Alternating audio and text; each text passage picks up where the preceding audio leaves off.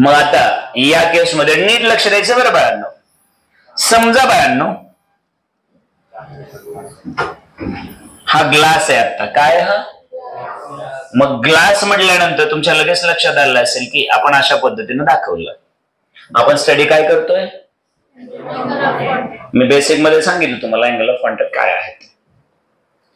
मग आता या केसमध्ये या ग्लासमध्ये तुम्ही एक लिक्विड ओतणार आहात. आता तुम्ही ते पाणी आहे, प्युअर वॉटर आहे का, कसलं वॉटर आहे का, तुमचं मर्क्युरी आहे का, रॉकेल आहे का, डिझेल आहे का, पेट्रोल आहे का, एनी अदर फ्लुइड आहे, ते जे फ्लुइड असेल त्याच्यानुसार त्याचा वरचा शेप तयार होतो. मग आता आपण एक एक्झाम्पल घेतलं की समजा बाळांनो म्हटलं हे पाणी आहे, म्हटलं थोड्या वेळासाठी बोल बाळांनो, थोड्या वेळासाठी मी तुम्हाला हे असं म्हटलं आणि मी एक्झॅक्टली हे असं दाखवलं. मग तुमच्या लक्षात आलं की याचा जो सरफेस आहे, याचा सरफेस बरोबर हा सरफेस मी असा दाखवलाय. याला तुम्ही लोक नाव देऊ शकता कसा? फ्लॅट. बरोबर आहे का? वरचा सरफेस कसा दाखवला? फ्लॅट दाखवला. तर तुमच्यातला ज्या ज्या लेकराला थोडाफार स्टडी येतो म्हणेल की सर काहीतरी गोंधळ होतोय, कारण कुठे आम्ही डायग्राम बघितली त्याच्यामध्ये हे असं नव्हतं दाखवलं, त्याच्यामध्ये हे असं दाखवलं होतं, असं कर्व दाखवलं होतं. कोण म्हणेल सर मी असं बघितलं होतं की हे असं आहे आणि त्याच्यामध्ये काहीतरी टाकले आणि ते त्याने त्याचा शेप असा उलटा केलाय. मग याचा अर्थ काय? तर तुमच्या आता हे लक्षात यायला असेल की जेव्हा लिक्विड हे सॉलिडच्या कॉन्टॅक्ट मध्ये येतं, लिक्विड हे सॉलिडच्या कॉन्टॅक्ट, आता ग्लास मध्ये पाणी ओतले म्हणजे पाणी कोणाच्या कॉन्टॅक्ट मध्ये आलं? सॉलिडच्या कॉन्टॅक्ट मध्ये आलं ग्लास. मग तो काचेचा घ्या किंवा स्टीलचा घ्या, कशाचा घ्या, मग तो कोणाच्या कॉन्टॅक्ट मध्ये येतं? सॉलिडच्या. मग ज्या वेळेस बघा ते सॉलिडच्या कॉन्टॅक्ट मध्ये येतं ना, त्यावेळेस तुमच्या लक्षात यायला पाहिजे की तुमचं लक्ष कुठं पाहिजे? तर त्या कॉन्टॅक्ट कडे तुमचं लक्ष पाहिजे. मग फॉर एक्झाम्पल आपण थोड्या वेळासाठी आता हे आतमधलं पाणी दाखवतो ना आपण, पाणी, तर तुम्ही इमॅजिन करा की इथं काही वॉटर मॉलिक्यूल आहेत आणि इथं पण काही वॉटर मॉलिक्यूल आहेत. मग हे वॉटर मॉलिक्यूल कोणाच्या कॉन्टॅक्ट मध्ये चालले? ग्लासच्या, कारण पेला कशाचा आहे? ग्लासचा आहे ना तो. कोणाच्या कॉन्टॅक्ट मध्ये चालले? मग आता इथं दोन कंडिशन असतील ना रे. पहिली गोष्ट बघा, force between water molecules and glass molecules, बरोबर आहे का? मग आता तुम्ही मला सांगा वॉटर मॉलिक्युल मध्ये आणि ग्लास मॉलिक्युल मध्ये कसला फोर्स असेल बरं? Very good. फक्त उशिरा आमची ट्यूब पेटते, ऍडेझिव्ह असेल. बरोबर आहे का? ऍडेझिव्ह कोणामध्ये असतो? वेगळ्या प्रकारच्या मॉलिक्युल मध्ये. आपण शिकलो ना according to molecular theory, force present between different type of, that is known as adhesive force और ऍडेझिव्ह यू कैन से. दुसरी गोष्ट सोन्यांनो मला सांगा बरं, force between the water molecules, याचा अर्थ कळाला का सगळ्या गावाला? वॉटर मॉलिक्युल दोन्ही सेमच असतील, बरोबर ना? तिथं कसला असेल? Very good. आता तुम्ही मला सांगा या ठिकाणी जो काही शेप तयार होणार आहे तो कोणावर डिपेंड असेल? तर या दोन फोर्सेसवर अवलंबून असतो. आता इमॅजिन करा बाळांनो, इमॅजिन करा की जर या केसमध्ये ऍडेझिव्ह फोर्स जास्त स्ट्रॉंग असेल ऍज कम्पेअर टू कोएझिव्ह, म्हणजे याचा अर्थ इथं असणारे ग्लासचे मॉलिक्यूल पाण्याला जास्त अट्रॅक्ट करतील, बरोबर आहे की नाही? ऍज कम्पेअर टू फोर्स कोणामधला? Water molecule. मग या केसमध्ये काय होतं? तर याच्यामध्ये आणि पाण्यामध्ये जर फोर्स जास्त असेल तर पाण्याचे काय वॉटरचे काय मॉलिक्यूल वरच्या बाजूला उडतो, कोण? ग्लास उडतो. आणि त्यामुळे पाणी ज्या वेळेस तुम्ही त्याच्यात ठेवताय ना बाळांनो, कशामध्ये? ग्लासमध्ये, त्यावेळेस त्याचा शेप असा फ्लॅट येत नाही, तर त्याचा शेप असा कर्व बनतो. कसा बनतो रे बाळांनो? तो असा असा असा शेप बनतो. सॉरी एकच मिनिट. तर त्याचा शेप हा बऱ्यापैकी असा बनतो. मग आता तुमच्या लक्षात चांगलं आलं असेल की ज्यावेळेस आम्ही असं करतो त्यावेळेस तुम्हाला कळालं असेल की ही ऍक्च्युअल ही लेवल आहे पाण्याची. कुठली लेवल आहे बाळांनो? मी लेवल दाखवू काय तुम्हाला समजावं म्हणून? ही लेवल आहे आणि हे थोडंसं पाणी वरच्या बाजूला सरकलेलं आहे, बरोबर आहे का? मग हे खाली पाणी पण काही मॉलिक्यूल वरती सरकले. आता हे वर का गेले सगळ्या गावाला कळालं असेल, कारण इथं असणारा ग्लास आणि हे मॉलिक्यूल, कुठले मॉलिक्यूल? पाण्याचे. मग ग्लास आणि पाण्यामध्ये फोर्स ऑफ अट्रॅक्शन कसा आहे? स्ट्रॉंग आहे. कोणापेक्षा? पाण्यापेक्षा. म्हणून त्या ग्लासने कोणाला ओढलं आपल्याकडं? पाण्याला ओढलं. पाण्याला ओढल्यामुळे ते पाणी त्याच्याकडे सरकल्यामुळे हा याला थोडस वरती लिफ्ट केलं, उचललं. मग लगेच तुमच्यातल्या कोणीतरी म्हणायला पाहिजे सर उचललं, ठीक आहे. मग डायरेक्ट वरच का नेलं नाही? वर उचलत वर का नेलं नाही? डायरेक्ट शेंडालाच का नेलं नाही? हा, व्हेरी गुड बाळा. कारण पाणीवर जाणार म्हणजे पाण्याचा मॉलिक्यूल आहे, पाण्याचा थेंब आहे, काहीतरी आहे, त्याला मास असेल का नाही? आणि ज्याला मास आहे त्याला त्याच्यावरती acceleration due to gravity act होणार की नाही? म्हणजेच त्याचं वेट ऍक्ट होणार की नाही? आणि पृथ्वी त्याला काय करायला लागेल? मग जोपर्यंत याच्यातला ऍडव्हेन्चर फोर्स स्ट्रॉंग आहे तोपर्यंत उचलत राहणार. आणि ज्या क्षणाला ग्रॅव्हिटी स्ट्रॉंग होणार त्याच्यावरचं पाणी चढणारच नाही, पाणी खाली जाणार. म्हणजे मी एक दगड घेतला आणि वरती फेकला, जोपर्यंत मी दिलेली एनर्जी आहे ना तोपर्यंत वरती जातो. त्याची स्पीड हळूहळू काय होते आणि एका स्टेजला त्याची काय होते, त्याच्यावर तो जाईल का पुन्हा? सेम तसं समजून घ्या. मग आता तुमच्या लक्षात आलं असेल म्हणजे असं, म्हणजे हा पॉइंट जरा डेंजरस पॉइंट आहे, बरोबर आहे की नाही? मग याला मी नाव दिलं ए नाव दिलं. काय नाव दिलं मी? ए नाव दिलं. आता ए म्हणजेच point of contact. Very good. A म्हणजेच कोण? त्या ठिकाणी नेमकं काय घडलं तर त्या ठिकाणी ग्लास आणि पाणी एकत्र आलं, बरोबर आहे की नाही? मग काही लोक म्हणतील मग काही तर नाही काय एकत्र आलं, हे नाही काय एकत्र आलं, हे नाही काय एकत्र आलं. अरे बाबांनो, हा पॉइंट सरफेसच्या कॉन्टॅक्ट मध्ये आहे ना, ते महत्वाचं. नाहीतर इथं असंख्य पॉइंट आहेत, ते नाही घ्यायचे. आपण कुणाचा स्टडी करतोय? सरफेसचा ना. मग सरफेसचा एक मॉलिक्यूल पाण्याचा कुठं जाऊन बसलाय? येला, बरोबर आहे का? म्हणून येला तुम्ही काय म्हणलं तर बाळांनो, ए कोण आहे? तर याला म्हणा पॉइंट ऑफ कॉन्टॅक्ट म्हणायचं. काय म्हणायचं? बरोबर आहे का? त्याला काय म्हणायचं? पॉइंट ऑफ कॉन्टॅक्ट म्हणायचं. मग आता इथपर्यंत तुम्हाला समजलं. मग आता तुमच्या लक्षात आलं असेल की आता मला एक डायग्राम ड्रॉ करायची आहे, ज्याच्यामध्ये काय असणार आहे तर सगळ्यात महत्वाचं आहे माझ्याकडे तो पॉइंट ऑफ कॉन्टॅक्ट असणार आहे. आणि मी जर रॅन्डम म्हणलं बाळा एक अँगल ड्रॉ करा, तुम्हाला एक पॉइंट दिला तुम्ही लगेच असं करा, त्या पॉइंट मधून एक रे इकडे दुसरा रे इकडे ड्रॉ केला, चाललं ना? म्हणजे त्या पॉइंट मधून किती रे जाणार आहेत? 2 रे जाणार आहेत. मी मग अशी डायग्राम काढली, डायग्राम काढल्यास मी तुम्हाला म्हणलोय, मी काय म्हणलोय तर काही ठिकाणी डाऊट आम्हीच रेज करायचे आम्ही सॉल्व्ह करायचे, तुम्ही काढतच नाही ते डाऊट. आता इकडं नीट बघायचं. मग ह्या ए पॉइंट मधचा जर विचार केला तर तिथे एक अँगल क्रिएट होणार आहे. पण अँगल क्रिएट होण्यासाठी सगळ्यात पहिली बेसिक गोष्ट तुम्हाला रे किती लागणार आहे? त्याच्यातला एक रे मी परमनंट म्हणेल, आणि तो कुठं असेल? Along the surface. कुणाचा? ग्लासचा, त्या काचेचा पेला जो आहे किंवा स्टीलचा जो कोणता ग्लास असेल त्याचा ना. मग आम्हाला आता एक रे काढावा लागणार आहे. मग आम्ही आता थोड्या वेळासाठी असा दाखवला की तो रे असा दाखवला. ए बाबा कुठे गेला तो कलर? कुठं मग तुमच्या लक्षात आलं असेल ब्ल्यू कलरचा जो रे आहे तो कसा दाखवला? परमनंट. आता इथं आलं की काही लोक म्हणतील सर तो खालीच का घेतला, वर का नाही घेतला? तर याच्या अगोदरची एक डायग्राम आहे ज्यात ऍक्च्युअली रे बाहेर आहेत. मग तुमच्या लक्षात यायला पाहिजे मग बरोबर नेमकं काय आहे. तर सगळ्यात पहिली गोष्ट तुम्ही जो ड्रॉ करताय तो लिक्विड मध्येच असायला पाहिजे. कुठे असायला पाहिजे? मग तो जर रे लिक्विड मध्ये असेल तर तुमच्या लक्षात आलं असेल वरची डायग्राम नाही तर कुठली पाहिजे? कारण पाणी इथं आहे. या एच्या वरती वॉटरचा ड्रॉप आहे का? नाही. मग सरफेस तुम्ही वरती दाखवणार का खाली? खाली दाखवायचं. तर चला आमचा फिक्स तर ठरला, बरोबर आहे का?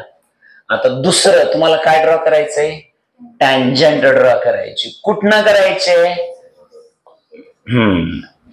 कुठं? पॉइंट ऑफ कॉन्टॅक्ट मधून करायचे. कोणाला करायचे? सरफेसला करायचे. तुम्ही मला सांगा बरं, तुम्हाला इथं सरफेस दिसायला आहे आणि तुम्ही अशी ड्रॉ केली, चालेल का? आणि मग आता याला ए बी आणि मी सी म्हटलं. मग आणि हा अँगल आहे म्हटलं थीटा. बरोबर आहे का नाही? डोक्यात घुसायला मी काय बोलतो ते. मग आता तुमच्या लक्षात आलं असेल. मग काही लोक म्हणतील की सर हा रे पलीकडे घेतला तर अँगल मोठा होईल. तर ऍक्च्युअल मध्ये बेसिक कॉन्सेप्ट अशी आहे की तुम्ही त्या सरफेसवरती तुमचा अँगल घ्यायचा आहे जो सरफेस ऍक्च्युअल मध्ये कोणाच्या कॉन्टॅक्ट मध्ये आलेला आहे, लिक्विडच्या कॉन्टॅक्ट मध्ये आलेला आहे. मी काय बोललो कळालं का तुम्हाला? मग आता मला सांगा, हा अँगल जो आहे, हा अँगल हा 90 डिग्री असेल का लेस दॅन 90 डिग्री असेल का ग्रेटर दॅन 90 डिग्री असेल? बरोबर आहे का नाही? मग आता तुमच्या हे लक्षात आलं असेल की हा कसला अँगल आहे, तर ॲक्यूट आहे. पुढे मी बोलणारच आहे. मग आता या थीटाला मी म्हणणार आहे अँगल ऑफ कॉन्टॅक्ट म्हणणार आहे. काय म्हणणार आहे? अँगल ऑफ कॉन्टॅक्ट म्हणणार आहे. मग आता याची डेफिनेशन वगैरे वगैरे वगैरे वगैरे बुक बदललं की काही ठिकाणी शब्द जड वगैरे येऊ शकतात, पण आपल्याला साधं कळालं पाहिजे बाबा काय आहे अँगल ऑफ कॉन्टॅक्ट. तर अँगल बिटवीन समथिंग येणार आहे. मग तो कशामधला अँगल आहे हे आता आपल्याला फक्त बघायचंय. लक्षात आलं का? मग हे कळालं असेल तर आता याला आपण डिफाईन करूया, समजून घेऊया, बऱ्याच सांगायचा प्रयत्न करूया. पण इथपर्यंत तुम्हाला खरं खरं सांगायचं, मी शिकवलेली प्रत्येक गोष्ट कळाली का या सेशन. कोणाला थोडा जरी डाऊट असेल, थोडाही, तर ती इथंच क्लिअर झाला पाहिजे, परत कशाला. बरोबर आहे का? मग हे खरं खरं समजलं तुम्हाला. मग आता मजा अशी आहे की याला डिफाईन करायचंय, सांगायचंय आम्हाला की काय असतो अँगल ऑफ कॉन्टॅक्ट. कारण आपल्याला पहिला अडथळा कोणाचा आहे? स्टेट बोर्डाचा आहे. आणि तिथं कदाचित 1 मार्क आम्हाला काय देऊ शकते? डेफिनेशन देऊ शकते. आणि जर बघायचं म्हणलं अप्रॉक्सिमेटली 3 ते 5 मार्क दरवर्षीच्या पेपरमध्ये 3 ते 5 मार्काच्या रेंजमध्ये डिफाईन वरती क्वेश्चन असतात. 3 ते 5 मार्क. मी वैयक्तिक या सेक्शनकडे लक्ष देत नाही, पण काय सांगावं, डेफिनेशन साधी सोपी असते, आम्हाला कॉन्सेप्ट कळलेले असते, आम्ही आमच्या भाषेत लिहिलेले 1 मार्क मिळत असेल तर आम्हाला नको आहे का? कारण एका मार्काने सगळं घडतंय, दुनियाला माहिती सगळं. तुम्हीच आम्हाला सांगता थेंबे थेंबे. मग 1 मार्कानं तर 35 करायचे. 35 झाले तर झालं की जिंकलं. तुम्ही किती 50 व्हायचं स्वप्न बघा. अरे कमीत कमी 80 तर म्हणा रे. हे एवढं युट्यूब वरून कट करतो बरं मी. काय सरकडं लेकर आहेत, त्यांचे स्वप्न बघा काय, फिजिक्स मध्ये 50 मार्क घ्यायचे. 50च्या पुढे 51 का? काय आहेर करायचं का लग्नातलं 51 रुपयाचा? हा ओके. पिंटा राहू दे 100 पैकी 101 घेणार. हा असले पण आहे तर का आमच्या क्लासमध्ये. चला मग चला आता गर्ल्स कोणी तर हेल्प करा रे ह्या गरीबाची. How to define angle of contact. 1 बाकी सब ठीक का? आयशा कुछ बना सकते हैं इसको? एंगल ऑफ कांटेक्ट क्या है? किसमें एंगल है? एक सरफेस, किसका सरफेस है? सॉलिड का सरफेस है, और दूसरा टैंजेंट ना. और टैंजेंट किसको ड्रॉ किया है? सरफेस को. कहां से ड्रॉ किया है? पॉइंट ऑफ कॉन्टॅक्ट से. सगळं तर मी सांगितलं की रे, आता तुम्हाला हे तुकडे फक्त जोडायचेत ना. का तुम्हाला नाही ना सर? तसं नाही. इतर ठिकाणी दुसऱ्या क्लासेसमध्ये सर सगळी डेफिनेशन सांगतात, 4 वेळा सांगतात, 5 वेळेस लिहून देतात. तुम्ही पण आम्हाला तसलं शिकवा ना. मग आमची बुद्धी कशाला आहे? लोणचं घालायला? कशाला आहे? नाही नाही नाही नाही नाही. बॉईज मध्ये सांगा रे, सगळ्या मुली सारखं सांगतात राव. सांगा. तुम्ही तर चिरंजीव आहेत की रे, दिवा आहेत म्हणे तुम्ही तर. आणि दिव्याच्याच बरं खाली म्हणलं. थांबा प्लीज प्लीज प्लीज प्लीज. आमचा दादा आता सांगतो बघा, किती छान सांगतोय. दादा सांगताय का तुम्ही? जरा उठून सांगितलं तर बरं वाटेल दादा. बघा दादा उठलाय. ओ ताई दादा उठलाय. प्लीज दादा. बस sir. Very good. Angle between असेल ना. अँगल सांगतो म्हणजे अँगल बिटवीन. बरोबर आहे ना? Angle between.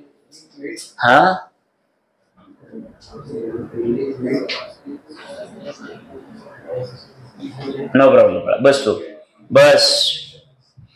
उभा राहायला वाघाचं काळीच लागतं, धाडच लागतं. आयऱ्या करायचं काम नाही. तुम्हीच बघा आमचं डोंगरे उठणार का? गंपू उठणार का? उठून खाली बसतो म्हणजे तो म्हणतो मी उठ बसाच काढायला जन्मलोय. हा प्लीज श्रेया.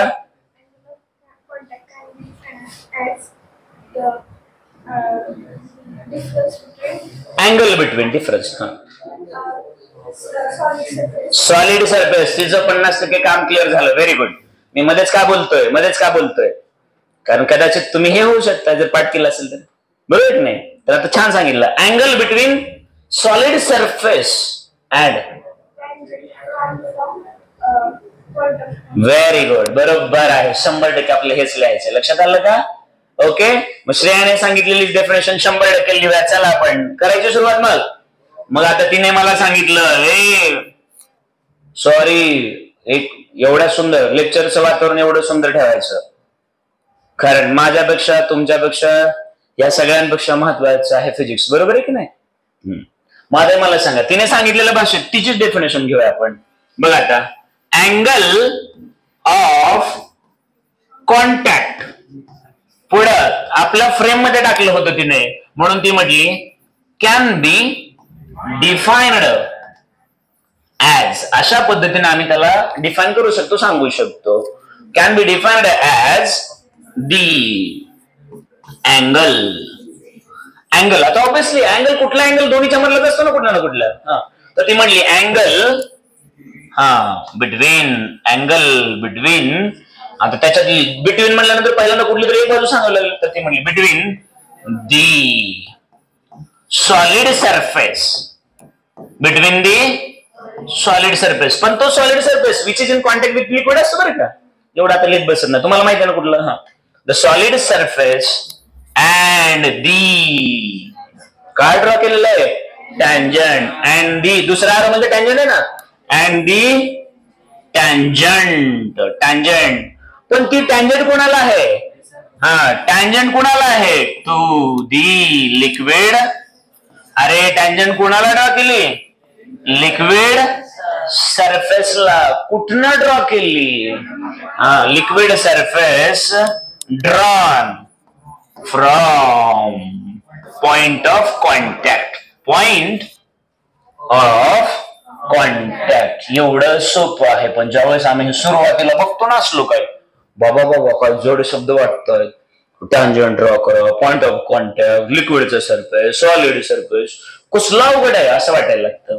पण ज्यावेळेस समजून घेतो त्यावेळेस लक्ष देतं की हा एक अँगल आहे. कोणामधला अँगल आहे तो दोघांमधला. कुठले दोघं बाबा तर एक सॉलिडचा सरफेस आणि दुसरी टँजंट. टँजंट कुणाला आहे सरफेसला. कुठनं ड्रॉ केली पॉइंट ऑफ कॉन्टॅक्ट म्हणून. पॉइंट ऑफ कॉन्टॅक्ट म्हणजे काय तर असा शेवटचा पॉइंट ज्या ठिकाणी लिक्विड आणि सॉलिड एकमेकांच्या कॉन्टॅक्ट मध्ये आलं. एवढं सोपं असतं. लक्षात आलं का रे सोन्यांनो.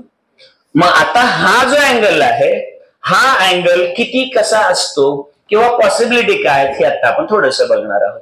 तर त्याच्यामध्ये आता नीट लक्ष द्यायचं बघा. एकदम सिस्टमॅटिकली बघायचं प्लीज. इकडे बघा हा अँगल प्युअर वॉटर साठी आणि ग्लास. आता सगळ्यात अगोदर अँगल ऑफ कॉन्टॅक्ट खूप साऱ्या पॅरामीटर वरती डिपेंड आहे. खूप साऱ्या पॅरामीटर. नीट सांगतोय का. पहिली गोष्ट लिक्विड कुठल्या याच्यावर डिपेंड असेल. दुसरी गोष्ट लिक्विड आणि सॉलिड जोडी कुठल्या याच्यावर डिपेंड असेल. तिसरी गोष्ट बाळांनो टेम्परेचर किती आहे याच्यावर डिपेंड असतं. कारण टेम्परेचर वाढवलं की सरफेस टेन्शन कमी होत असतं. टेम्परेचर वाढलं की सरफेस टेन्शन कमी होतं. त्याचबरोबर बाळांनो लिक्विडच्या बाहेर दुसरं कुठलं मीडियम आहे एअर आहे का आणखी कुठलं आहे याच्यावर पण डिपेंड असतो. म्हणजे अँगल ऑफ कॉन्टॅक्ट खूप साऱ्या पॅरामीटरवर अवलंबून असतो. मग आता इथे मी 2 डायग्राम ड्रॉ करायच्या ठरवल्या. नीट बघा. आता इकडे व्यवस्थितपणे बघा. आता इकडे बघा मी इथं हा एक ग्लास घेतला. ग्लास कळतोय सगळ्यांना. हा एक ग्लास घेतला आणि या ग्लासमध्ये मी समजा पाणी ओतलंय. काय ओतलंय पाणी. व्यवस्थितपणे बघा. आता हे प्युअर वॉटर आहे. प्युअर वॉटर कळतो ना. ओनली H2O दुसरं काही नाही. आपल्या पाण्यात काय असतं माहिती का आपण जे पाणी पितो काय असतंय ऑलरेडी मिनरल्स असतात म्हणे. कुठल्या नळाचं पाणी येतंय उजनीच्या नळाचं पाणी. आता ती पाईपलाईन जर बघितली ना पाईपलाईन शहरातल्या कुठं जातं माहिती आहे तुम्हाला. आणि मग ऍडेड मिनरल येतात म्हणजे पुन्हा बॅक्टेरिया असतो का बॅक्टेरिया, पुन्हा काय काय पावडर पण टाकलेले असते ना ते बॅक्टेरियाला मारायचं. मग मेलेला काय बॅक्टेरिया असेल, जिवंत काय बॅक्टेरिया असेल, मग काही बॅक्टेरिया मेलाय म्हणून जिवंत असलेला बॅक्टेरिया रडत असेल, असं बरंच काय त्या पाण्यामध्ये असेल. मग काय मिनरल पण असतील बरं का, हे नाही ऍड केलेले काही मिनरल असतील तिथं. सत्य आहे आणि स्वतः कोण सांगायला बघा. मग आता मजा बघा, एवढं पाणी ज्याच्यामध्ये बरंच काय आहे ते पाणी मी घेतलंय का?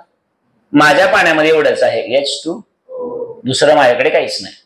आणि त्या केसमध्ये मी त्या पाण्याला म्हणेल कसलं पाणी, प्युअरचा अर्थ कळतो ना, कसलं पाणी, प्युअर, शुद्ध पाणी. मग आता बघा, ज्या वेळेस हे प्युअर वॉटर या ग्लासच्या कॉन्टॅक्ट मध्ये जातं त्यावेळेस ते एक हेमिस्फिअर क्लिअर करतं, असं खूप सारा कर्व येतो, असं बऱ्यापैकी असं. लक्षात आलं का रे बरं? मग याच्यामध्ये जर सांगायचं म्हटलं तर इकडे नीट बघा, आता बऱ्यापैकी सांगतो मला की हे आणखी इकडे या टाईपला क्लोज झालेलं असतं, असं म्हणजे एक लेअर बनलेली असते अशी. कारण पाण्याच्या बऱ्यापैकी कॉन्टॅक्ट मध्ये सुरुवातीला काही पोर्शन होतो ज्याच्यामध्ये समजा आपण असं दाखवूया, हे दाखवायला थोडस आणखी थोडस नीट दाखवतो. थांबा, हे मी तुम्हाला असं दाखवलं आणि हे असं दाखवलं, ठीक आहे. म्हणजे ऍक्च्युअल मध्ये बाळांनो हा बऱ्यापैकी काय तयार करतो तर एक हेमिस्फिअर तयार करतो. मग आता या केसमध्ये नीट बघायचं बरं बाळांनो, ज्या वेळेस प्युअर वॉटर येतं त्यावेळेस हा पॉइंट ऑफ कॉन्टॅक्ट आहे ना. मग हा पॉइंट ऑफ कॉन्टॅक्ट म्हटल्यानंतर एक रे तुम्ही अलॉंग दी सरफेस ड्रॉ करणार आहे.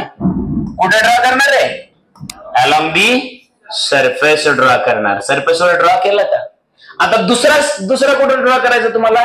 टँजंट. कुणाला ड्रॉ करायचे? हा, लिक्विडच्या सरफेसवर. पण तो लिक्विडचा सरफेस ना पाण्याच्या सॉलिडच्या असा कॉन्टॅक्ट मध्ये आलेला असतो. वेट होणं, ओलं होणं. वेट झाला म्हणजेच काय झालं तर त्या ग्लासने त्या वॉटर मॉलिक्यूलला आपल्याकडे अट्रॅक्ट करून ठेवले. वेट उगच होत नाही, ओलं उगच होत नाही. आणि मग दुसरं जर ड्रॉ केलं तर ते असंच येतं बाळांनो. लक्षात आलं का? तर बेसिकली बाळांनो अॅक्युरसी लेवलला जर बघायचं म्हटलं तर इथले वॉटर मॉलिक्यूल जे आहेत ना त्याला जर आपण हे केलं, सरफेस इकडे येत नाही, थोडासा असा खाली आलेला असतो आणि तो जवळ या सरफेसला पॅरलल किंवा त्याच्या जवळ एकदम आलेला असतो. आणि या केसमध्ये मग angle of contact theta is equal to किती सांगतात बाळांनो? 0 डिग्री सांगतात. ज्या वेळेस कसलं वॉटर असतो? प्युअर असतं. पण जर बाळांनो याच ठिकाणी तुम्ही वॉटर घेतलं कसलं? नॉर्मल आपलं म्हणजे प्राचीन म्हणल्यासारखं भारी पाणी घेतलं, हा तिच्याकडे ऍडेड मिनरल्स वालं पाणी कुठं आणतात बाटल्या माहिती का? मग या केसमध्ये तुमचं पाणी असं असेल ना रे बाळांनो. समजा हे तुमचं पाणी आहे, हा समजा हे पाणी आता तुम्हाला हे माहित आहे तसलं पण येऊ शकतं, हा ना काही करू हळद टाकले असं समजा.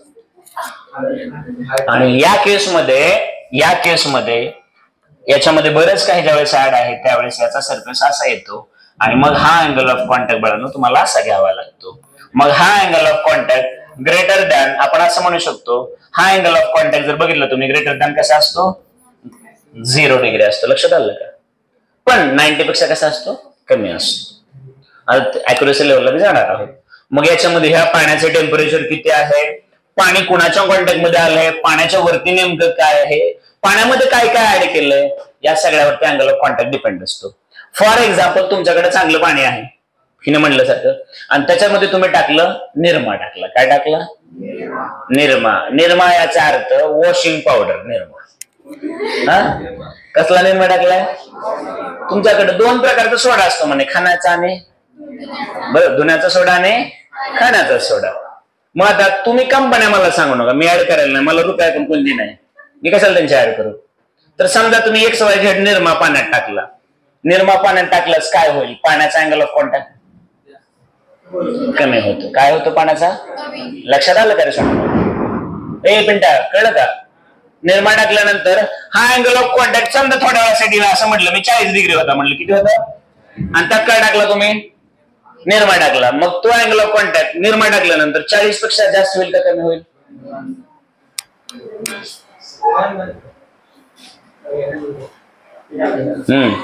लक्षात आलं का? ओके, समजलं का नाही काय बोललो ते? एकच मिनिट, फक्त एकच मिनिट. ओके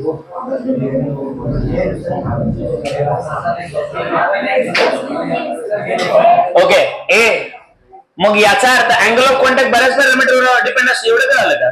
मग आता मला सांगा angle of contact less than किती आहे?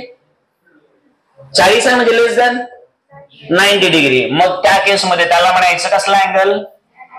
Acute angle. लक्षात आलं का? मग आता मी ॲक्यूट ऑफ टू सेपरेट शिकवत बसणार नाही, माहिती आहे तुम्हाला.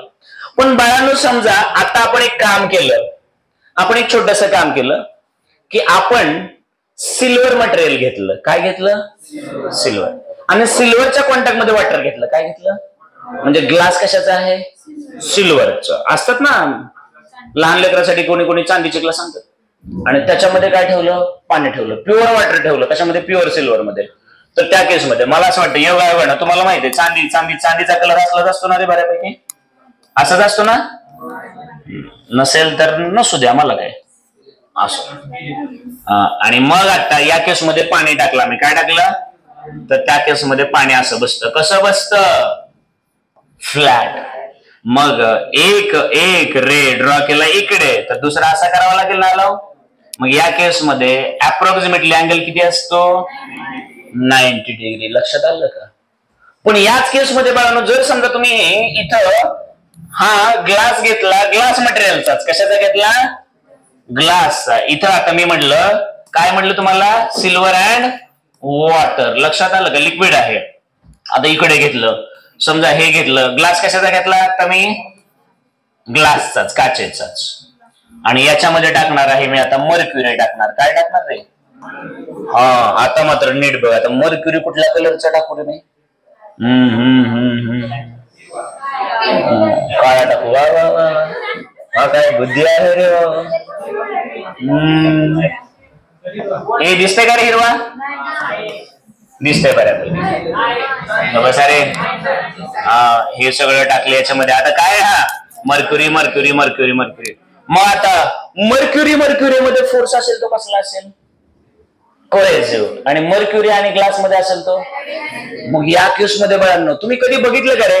तुम्ही थर्मामीटर मध्ये कधी वगैरे बघितलं असेल, त्या मर्क्युरीच्या आतमध्ये टाकलं, सॉरी त्या छोट्या ट्यूब मध्ये टाकलेलं असतं. कोण? मर्क्युरी. तर तुम्ही बघायचं की बाळांनो हा जो मर्क्युरी आहे, मर्क्युरी मधला जो कोहेसिव्ह फोर्स आहे, कोहेसिव्ह याचा अर्थ दोन मर्क्युरी मधला, तो खूप स्ट्रॉंग असतो ऍज कम्पेअर टू मर्क्युरी आणि ग्लास. याच्यामध्ये जो ऍडेसिव्ह आहे त्या ऍडेसिव्ह फोर्स पेक्षा कोहेसिव्ह फोर्स कसा असतो? खूप खूप. आणि मग याचे जे मॉलिक्युल आहेत, कोणाचे? या मर्क्युरीचे, ते ग्लास सोबत जात नाहीत, तर ते आपल्या सोबत राहतात. आणि त्याच्यामुळं त्याचा मेनिस्कस म्हणजेच आपण काय म्हणलं होतं? शेप. त्याचा शेप बाळांनो असा बनतो. लक्षात आलं का आता? मग आता तुमच्या लक्षात आलं असेल हा कॉन्व्हेक्स मध्ये बनतो. पाण्याचा कसा बनला होता? कॉन्केव्ह बनला होता. मग ठरल्याप्रमाणे आपल्याला परत अँगल ऑफ कॉन्टॅक्ट बघायचा आहे. अँगल ऑफ कॉन्टॅक्ट बघायचं म्हणल्यानंतर तुमच्या लक्षात आलं असेल की तो पॉइंट बघायचा ज्या ठिकाणी या लिक्विडचा आणि सॉलिडचा, लिक्विडचा मॉलिक्युल आणि सॉलिडचा मॉलिक्युल एकत्र आला. बरोबर आहे ना? सरफेसचा. त्याला नाव दिलं, समजा मी ए नाव दिलं. आता अँगल काढण्यासाठी मला दोन काय करावं लागतील? रेज लागतील. त्याच्यापैकी एक रे कुठे दाखवायचा? Along the solid. मग अलॉंग दी सॉलिड म्हणजे असं वर जाऊ ना मी? व्हेरी गुड बाळा. म्हणजे मला कुठे यावं लागणार? Inside the liquid. बरोबर आहे ना? आणि दुसरा रे मला काय ड्रॉ करावं लागणार? टँजंट. कुणाला टँजंट ड्रॉ करावं लागणार? सरफेसला. कोणाच्या? त्या लिक्विडच्या. आणि मग इथं दिसतोय तुम्हाला मी बऱ्यापैकी हा असा दाखवला. तर हा एवढा मोठा अँगल ऑफ कॉन्टॅक्ट थीटा झाला ना. डायग्राम वरून काय वाटतं? नक्कीच 90 डिग्री पेक्षा कमी आहे ना हा. मग त्या केसमध्ये याला काय म्हणायचं? जोरात. Very good. मग या केसमध्ये तो कसा झाला? ऑब्ट्यूज. बरोबर आहे का? आता शांत डोक्याने प्रश्नांची उत्तर द्या. आता अँगल ऑफ कॉन्टॅक्ट 90 डिग्री पेक्षा जास्त आहे, याचा अर्थ मर्क्युरी मधला कुठला फोर्स स्ट्रॉंग होता? कोहेसिव्ह. आणि ऍडेसिव्ह कमी होता. म्हणजे जेव्हा अँगल ऑफ कॉन्टॅक्ट 90 पेक्षा कमी असतो तेव्हा कुठला फोर्स स्ट्रॉंग असतो? 90 पेक्षा जास्त आहे कोहेसिव्ह. म्हणजे लिक्विड मधला फोर्स जास्त आहे. बरोबर आहे का? आणि जेव्हा अँगल ऑफ कॉन्टॅक्ट 90 डिग्री पेक्षा कमी आहे तेव्हा लिक्विड आणि सॉलिड मधला फोर्स जास्त असतो, ऍडेसिव्ह जास्त असतो. लक्षात आलं का?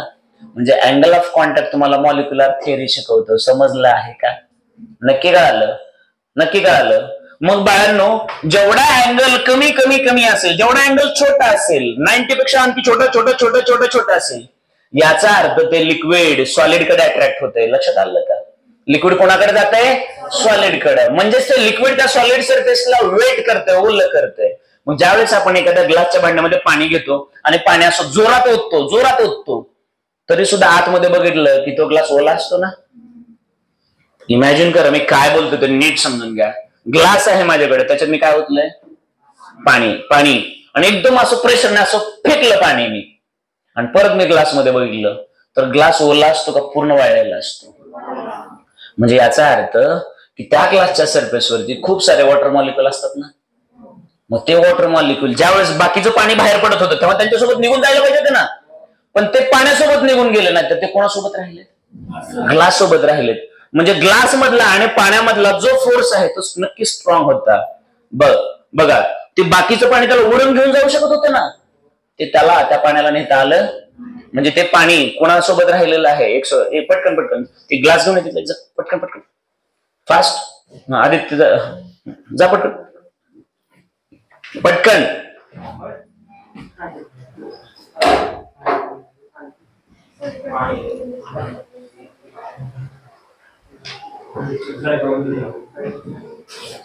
पाऊस आहे. हा, आत्ता पाणी होतं का याच्यात? ओके. आता मला सांगा, या केसमध्ये याच्यात पाणी दिसतंय? होतं पाणी? अरे बघा ना, इथं दिसतंय ना. होतं ना?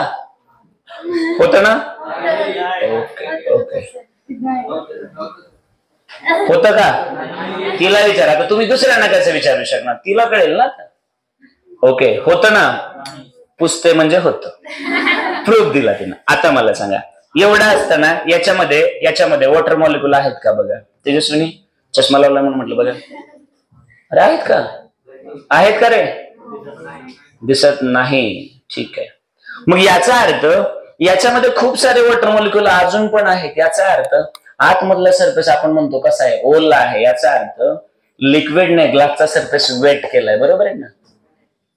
मग अँगल ऑफ कॉन्टॅक्ट जेवढा कमी असतो तेवढा त्या लिक्विड मधला सॉलिड मधला फोर्स जास्त असतो. लक्षात आलं का? पण जर हेच उलट केलं आपण बाळांनो, समजा आता हा ग्लास मटेरियलचा आहे. कशाचा ग्लास आहे? काचेचा ग्लास आहे. आणि याच्यामध्ये मर्क्युरी टाकला. काय टाकलं तुम्ही? याच्यात काय? आता जोरात.